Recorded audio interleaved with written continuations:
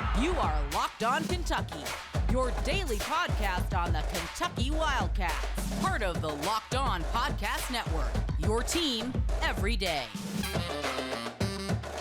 All right, what's going on, Big Blue Nation? Welcome on into Locked On Kentucky, your daily Kentucky Wildcats podcast. I'm your host, Lance Dawe, writer for USA Today for various SEC-related things, but on this podcast specifically, we take a dive into all things Kentucky athletics. Huge matchup coming up later tonight, Texas A&M versus Kentucky. The A&M Aggies 15-2 on the season. Kentucky ranked now number 12th in the nation, coming in at number 12. We're going to talk about this matchup. We're going to talk about the offense first for the Aggies. We're going to talk about the defense for Texas A&M. Then we're going to give some final thoughts and a final score prediction here. Thank you so much for making Locked On Kentucky your first listen every single day. I want to remind everybody that we are free and available on all podcast platforms. So let's just go ahead and get into it. The Texas A&M offense. I want to go ahead and apologize. I'm a little under the weather, so if my voice just completely gives out here within the next 10 minutes or so, I apologize. The Texas A&M offense, spotty. They're good in some areas, they're bad in others. This team kind of reminds me of Vanderbilt, except this team actually knows how to distribute the basketball. That's the only thing that kind of separates this team between themselves and Vanderbilt, at least in my opinion. Texas A&M averages 76 points per game. That is fifth in the SEC. Their pace of play is slightly underneath average, 206th nationally in adjusted tempo.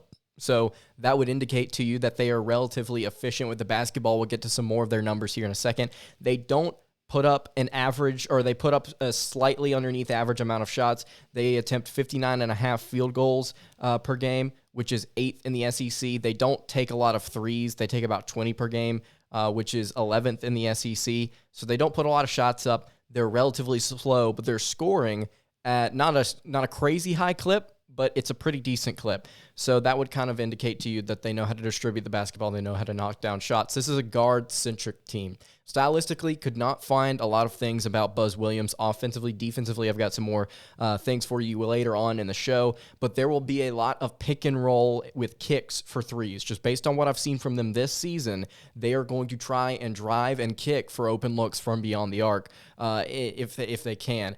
And if they can hurt you in transition, then they are going to do so. Just ask Arkansas. If you go back and watch the highlights from that game, that was A&M's bread and butter, just running on the hogs and knocking down threes in transition, even though their pace of play indicates that they do like some half-court stuff. 15.3 assists per game. Very solid number there. That's tied for 4th in the SEC. The Aggies shoot 46.9% from the field, which is 3rd in the SEC. They shoot 37.4% from beyond the arc from 3. That is 1st in the SEC. So right there you see, from the floor and from 3, incredibly efficient are the Texas A&M Aggies. That's while they may have a slower pace of play, they may not put up a ton of shots. They're knocking down the ones that they take. The two numbers here that really bother me are their free throw shooting and their rebounds. They shoot 63.9% from the free throw line, which is 14th in the SEC. A good team should be shooting 75%, and for A&M to be shooting 63.9 is really, really not good. 35.8 rebounds per game for the Aggies, which is 12th in the SEC. Like I mentioned earlier, it's a guard-centric team, and so therefore you would probably think that with all the guards that they have out there, the smaller players that they have out there, they're not going to be grabbing a lot of boards, and the stats reflect that. They're not going to be picking up a lot of rebounds in this game. 3 key contributors here. Quentin Jackson, who is the leading scorer, 12.9 points per game, 3.3 rebounds per game, 1.5 assists per game. Again, like I mentioned, leading scorer. He's very lengthy, 6'5" guard. He's got a lot of bounce. He's also the team's best free throw shooter, shooting about 85.5% from the free throw line. This kid is going to be somebody to look out for offensively in this game. He can catch lobs. He can shoot the three himself. He can run in transition. He can do everything if he wants to in the half court. He's got good handles. We saw that in the Arkansas game. He's got a lot of versatility to his game. He could potentially be an NBA guy watching him on film. There was a highlight I don't remember if it was a year ago or if it was 2 years ago. It might have been 2 years ago. Quentin Jackson, when he was very young, it was a game at Tennessee. He got a breakaway steal, and it was one of the most beautiful dunks I've ever seen in my entire life, where he just kind of cupped it and rotated the ball around in, just wheeled his arm around. It looked so cool. He's just got a lot of athleticism, and I think he's going to be the guy to look out for in this game. Marcus Williams, another guard here, 10.2 points per game, 2.3 rebounds per game, 4.1 assists per game. Quentin Jackson, the all-around guard. Marcus Williams is the distributor. He's a sophomore. Again, like I mentioned, 4.1 assists per game, leads the team. He's also a little turnover prone, though. 2.6 turnovers per game for the sophomore Marcus Williams. Final player here, key contributor, Andre Gordon, 8.3 points per game, 2.5 rebounds per game, and 2.3 assists per game. So we have the all-around guard, Quentin Jackson. We have the distributor, Marcus Williams. And then we have the shooter, Andre Gordon, shooting 49% from three on the year. He also leads the team in steals per game with 1.8 steals per contest. Very solid numbers there from Andre Gordon. Those are the three guys that I think you're going to want to look out for in this matchup. Quentin Jackson, Marcus Williams, and Andre Gordon. They will all be factors on the offensive and defensive end. And we're going to talk about that defense, which doesn't necessarily carry this team, but has done a lot of great things for them to get the Aggies to 15-2. We're going to talk about that defense in just a second. But before we do that, I want to tell you guys about our friends at Built Bar. It's the new year, so that means New Year's resolutions. If yours is about getting fit or eating healthier, make sure to include Built Bar in your plan. Built Bar is the protein bar that tastes like a candy bar, or maybe even better than a candy bar. Built Bar makes it easier to stick to your New Year's resolution because it tastes so good. You'll want to eat it, unlike other protein bars, which can be chalky, waxy, or just plain awful. If you want to eat healthy, you start to eat these things that just taste boring, and by week 4, week 5, week 3 even, you may get annoyed and you may be asking yourself, where's the chocolate? Where are the things that taste good? This just really isn't worth it at this point. Well, Built Bar is covered in 100% real chocolate. They've got so many different flavors as well. They've got coconut almond, peanut butter brownie, raspberry, cookies and cream, salted caramel, mint brownie, and so many other flavors. In fact, Built is always coming out with new limited time flavors, so head over to their website, built.com, to see what's new. You can also go to built.com right now and use promo code LOCKED15 to get 15% off your first order. Again, you can use promo code LOCKED15 for 15% off your order at built.com. All right, moving along here on the Wednesday edition of Locked On Kentucky. Thank you so much again for making Locked On Kentucky your first listen every single day. The Texas A&M defense, pretty good. That's what I put down on my notes. A&M's defense, pretty good. They do a lot of good things, very similar to what Vanderbilt does. We'll go ahead and get into it. 62.9 points allowed per game for the Aggies, which is 40th nationally. The Aggies are 45th in defensive efficiency. They are second in the SEC in steals per game with 10.7. They are 10th in the SEC in blocks per game, which is not a good metric or a number there, 4.1, and they foul an average amount. So the issue I have with the Texas A&M defense, even though they do create a lot of steals and they do hold opponents to under 63 points a game, the issue I have with this defense is we've seen this already from Vanderbilt and from Tennessee. We've seen teams that have guards that know how to play defense, that can strip you and take the ball away from you. We've seen that twice already now. Kentucky has.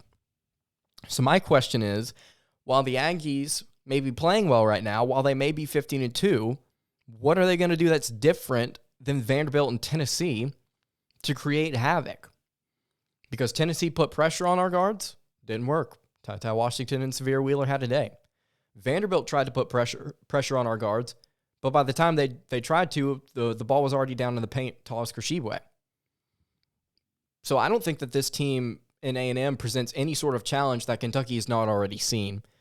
I think their defense is good. I think it's going to continue to carry them through SEC play, but I don't think it's something that Kentucky should necessarily be afraid of. I think this is a defense that Kentucky can go and handle. And, let's just talk about the A&M program here for a second. This is a program that's been down and out for a couple of years now, but what has been consistent with Buzz Williams trying to get this program to where they want to be is their defense. Last year, they were averaging, it was way under 65 points a game. At least I believe it was. I'd have to go check. They were not scoring the basketball hardly at all. Now they've got players that can score, but the defense has been what's consistent. They had a good defense last year. They can shut you down from three. That's what Buzz Williams is known for. It's zone, it's man, it's disruption, it's anything to make sure that you can't get clean jump shots up. That's what Buzz Williams' philosophy is. And I think that, again, it's not something that Kentucky hasn't seen, but props to Texas A&M for sticking with the defensive mindset in an age where people are trying to figure out how to score the most. Not just in college basketball, but in college football as well. It's the mentality. You have to score to win now. Defense doesn't win championships anymore, apparently. I believe personally it does, especially in basketball. So I think this A&M team does have some success that they have yet to accomplish down the road. I think they're going to have some good things happen to them. It's just in this game, I don't believe that Kentucky is intimidated or scared or anything like that. I think they're going to go in there, they're going to handle business. Like they handled business against Vanderbilt and like they handled business against Tennessee. Dropped 107 points on the second best defense in America, at least it was at the time. We're going to get into some of the matchups here, just some questions about some of the matchups here. And we're going to give a final score prediction and have some final thoughts in just a moment.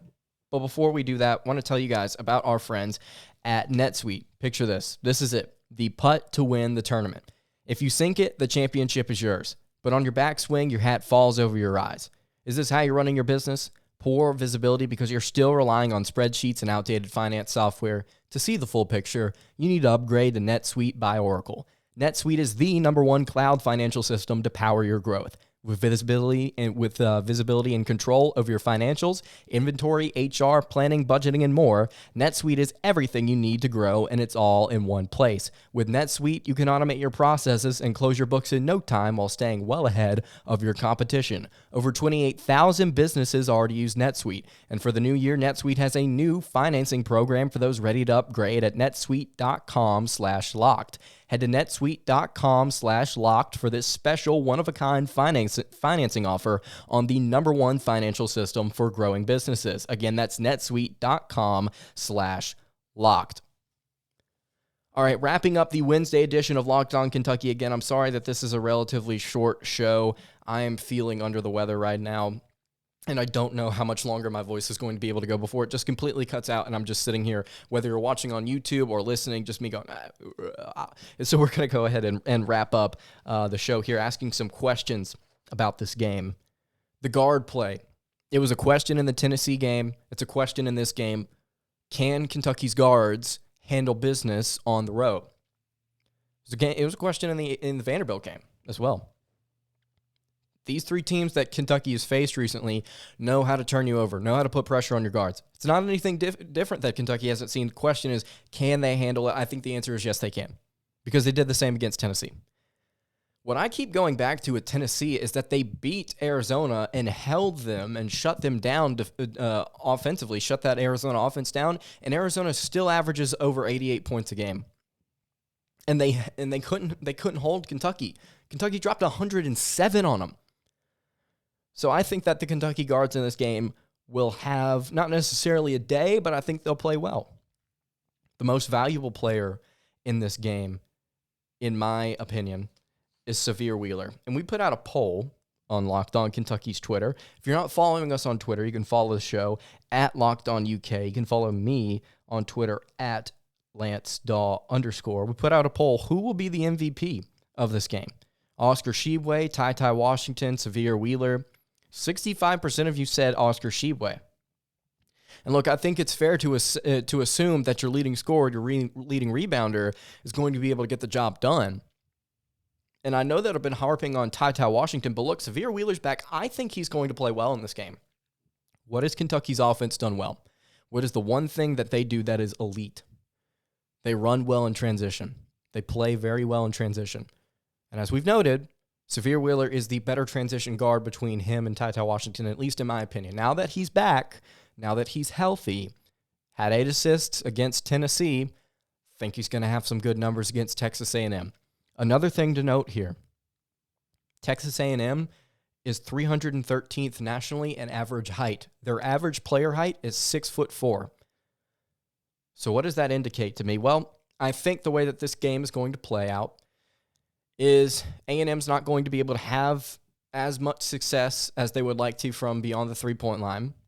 Kentucky's going to get rebounds. They're going to run out in transition. They're going to get the ball down low to Severe Wheeler, either himself, or it's going to be a dump off to Shebway, to Brooks, to Ware, to Hopkins, to Toppin. It's going to be to one of the bigs, and they're going to be able to execute inside the paint. I think we're going to see a lot of points in the paint in this game. Kellen Grady may not be as much of a factor as he has been in games past. Who knows? I may come back on in a couple of days and say that, oh, look, he dropped 30.